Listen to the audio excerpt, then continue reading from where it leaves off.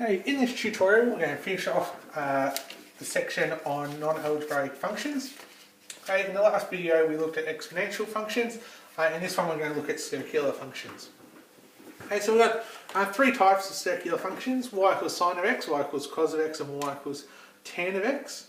Okay, over on the right hand side here I've got the basic form of y equals sine of x. Not drawn particularly well, unfortunately, sorry about that.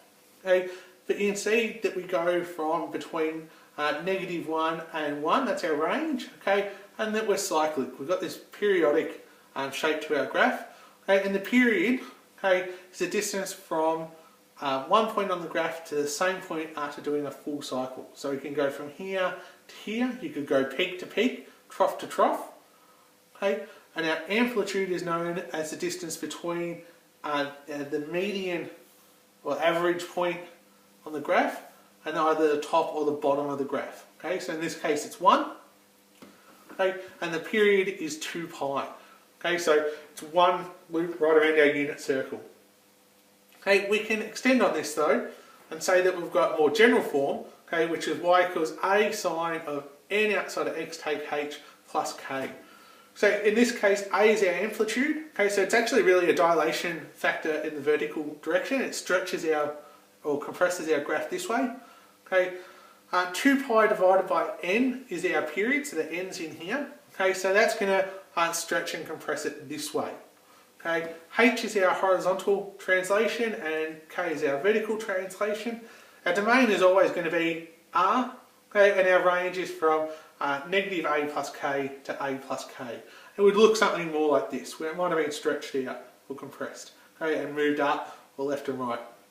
Okay, you can see we're not starting in the same spot, it's been moved across. Okay. Flip over, we'll have a look at cos graph. Okay, cos graphs are very, very similar. Okay, it's just instead of starting at the origin, we start up at 1. Okay, and this is one full cycle. Our period of our basic graph is still 2 pi, and our amplitude is still 1. Okay, when we go to our more general form, however, it's exactly the same as sine. A is our amplitude, our vertical dilation. Our period is found by 2 pi on n, so n is our horizontal dilation factor.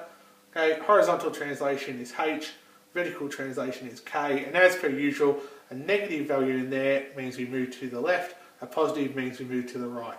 And again, our domain and range are the same. Okay, so we'll have a look at a worked example. Okay, we've got a graph y equals 3 sine of 2x, okay, plus 4. Okay, and we're between 0 and 2 pi. Okay, so there's just some things that we need to basically write down, okay, which is our amplitude. Okay, so that's our a value, so that's equal to 3. Our period equals 2 pi on n. Okay, so that's going to be 2 pi on 2. So that's going to be just pi. So we're going to have a period of pi. Okay, and we've been translated vertically. Okay, vertically by 4 units. Okay, so we can start to graph this now. Okay, so if we set up some axes. Okay, actually probably need to come up a bit higher than that. Okay, because we've been translated 4 units up.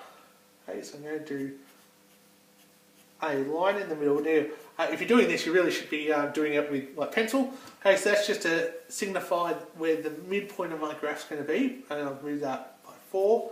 Okay, amplitude 3 means we're going to come up 3 to 7 and down 3 to 1. And again, you can put in some other guidelines for you, but again, these should be pencils so you can run them out when you're finished. Okay, and we know that we go to, say, 2 pi and pi. Now, period is pi, so we're going to have to do a full cycle within there. Okay, so this will be our pi on 2, and our 3 pi on 2. So if we sketch that, okay, we're going to start here. Okay, so we've got to come up and down and back up in time. Okay, and do it again.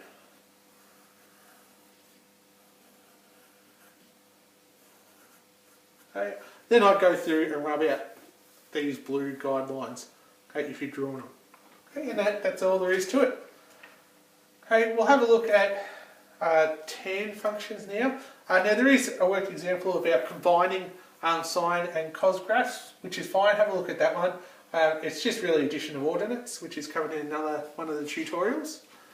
Okay, so we'll flip over and have a look at tan graphs now. Okay, so we're looking at y equals tan of x. Okay, remember that tan is equal to sine divided by cos. So basically, whenever cos is equal to 0, okay, then we actually have our vertical asymptotes. Okay, so these match up with when cos is 0.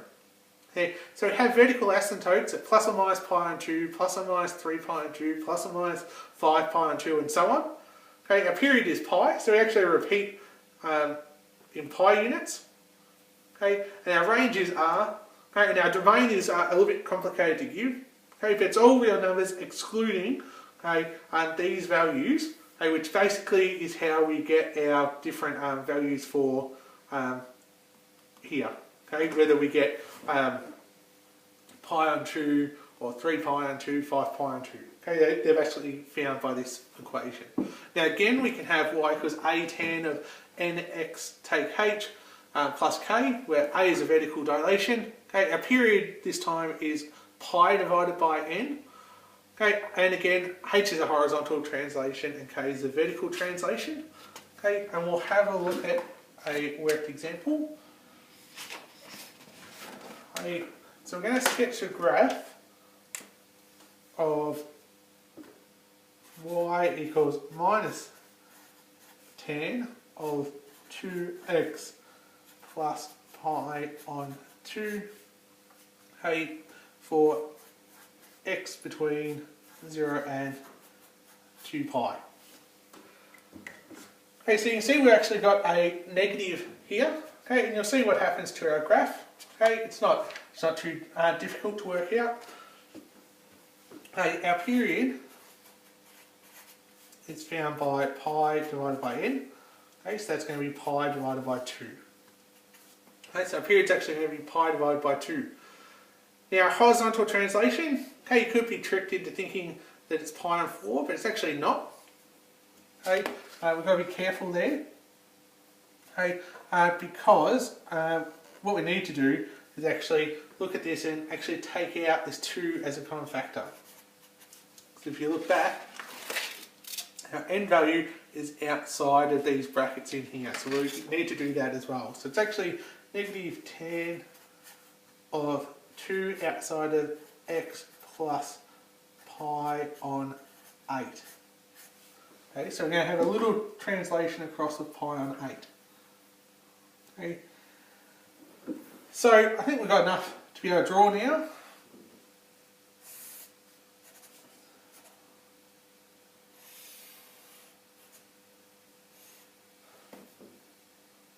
Okay, so our translation across of our pi on 8, okay, doesn't matter really which way you think about it. Okay, actually firstly, I'll just put in, okay, if this is our tan of x, okay, one of them, the negative tan of x will look like that as well. Okay, so we need to think back to what our original one looks like though. Okay, it's here. Okay, now our period is actually pi on 2. Okay, so we're going to need to shorten that up a fair bit. Okay, to make it actually, it'll be pi on 4 and pi on 4, but we're actually going to move it across a bit. So what ends up happening is we come down like this.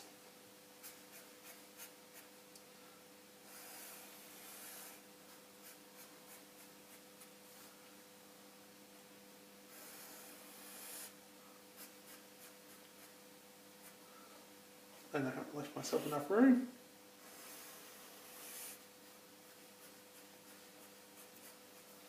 Okay, where these are pi on 2 and this one will be pi and 3 pi on 2 and 2 pi. Okay, and then these are our pi on 4, our 3 pi on 4, this will be 5 pi on 4, and this will be 7 pi on 4. Okay, so we'll look at finishing up there. Okay, there's one more worked example that you can have a look at if you like, worked example 20, otherwise hopefully that's enough to get you through.